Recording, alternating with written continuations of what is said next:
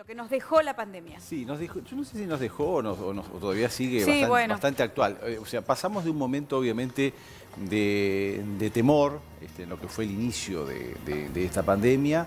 Y bueno, ya después el año que finalizó y obviamente por suerte con la vacuna como que se empezó esa fase de afloje, ¿no? Sí, es verdad. Y ese temor pasó a un momento de, bueno, está todo bien, estoy vacunado, no pasa nada, Ya pasó, aparte viene el verano, reactivación del sector sobre todo turístico, ir a la playa, etcétera.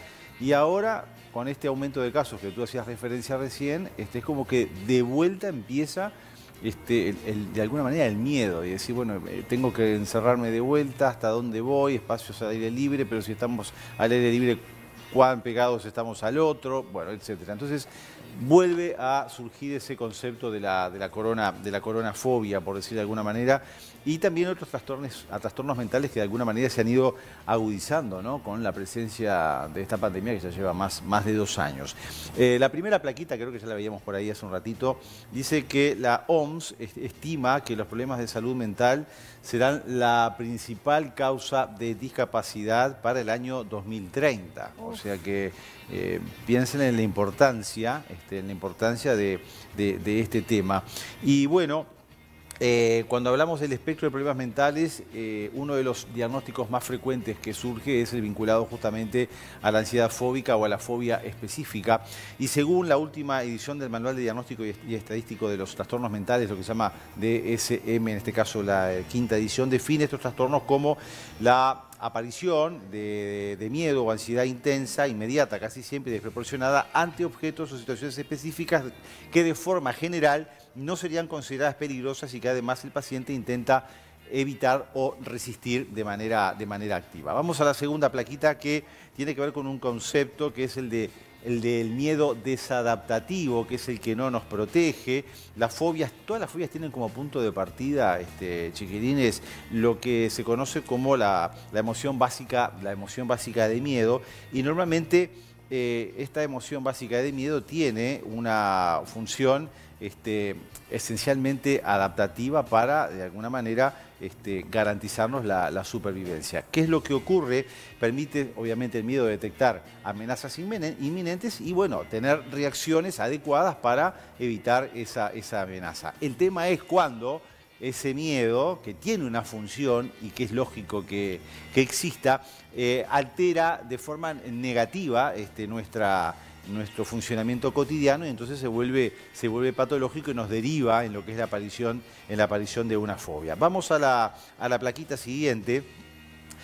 De hecho, el DSM-5 que les decía contempla el siguiente criterio de diagnóstico para la fobia: el miedo, la ansiedad o la evitación causa malestar clínicamente significativo o deterioro en lo social, laboral u otras áreas importantes de lo que es nuestra vida cotidiana, y esta es precisamente la característica fundamental que convierte a las fobias en un problema de salud mental. Obviamente, la pandemia se ha convertido en un caldo de cultivo precioso, justamente para las fobias y para otro tipo de trastornos mentales, donde la depresión, ya lo hemos visto, y la ansiedad están también allí a la cabeza, ¿no?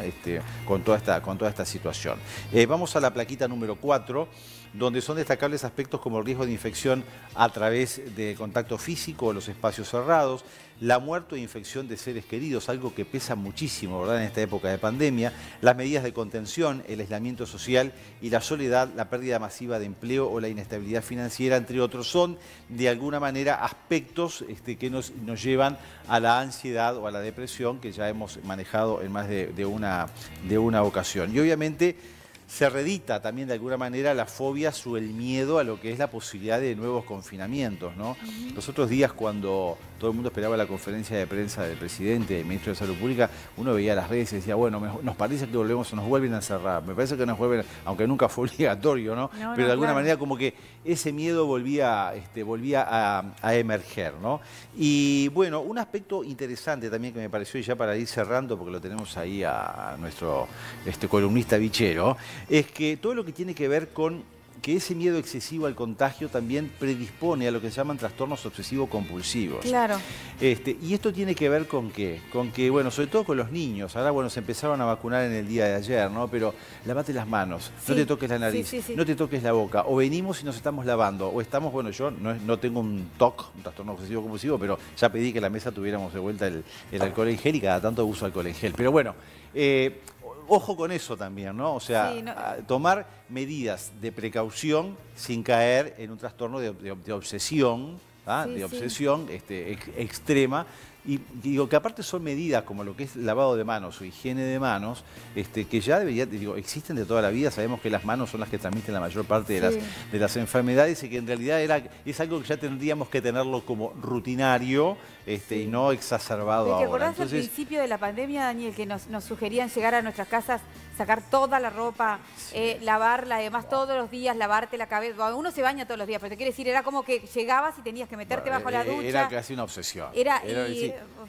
A ver, muchas veces transmitimos nosotros también ese concepto porque es lo que nos llevaba a través de los especialistas y de la Organización Mundial de la Salud. Obviamente hoy eso no lo haces. Ahora, ¿quién no llega a su casa y deja las cosas en un lugar, no tiradas por todos lados, en un lugar adecuado? Si podés cambiarte el calzado, lo haces y vas al baño a ducharte con este calor o a lavarte las manos. Pero eso de los zapatos quedó instalado en mucha gente. Yo fui a pila de casas y me dijeron, ¿te puedes sacar los zapatos? Y digo, sí. Pero es un tema de... igual, si vas desprevenido, es un tema de hábito y también muchas veces cultural, ¿no? ¿En Japón? Japón. Sí, pero acá no. Yo recuerdo también en España, muchas familias que tienen también su botinero donde dejarlos el calzado. Pero no era una costumbre nuestra, era una costumbre, lo que digas, pero no era una costumbre arraigada acá en el Uruguay, ¿viste? Exacto. Y además, de verdad, vos salís y sabés que vas a estar descalzo en la casa de otro. ¿La media? No sé, tomás otro recaudo, pero no sé. No sé, yo qué sé, porque además nosotros estamos acostumbrados al todo, a entrar así y salir así. De repente llegas y si te tenés que descalzar y dices, ay, bueno, entran las dudas. Y la papa, ¿no?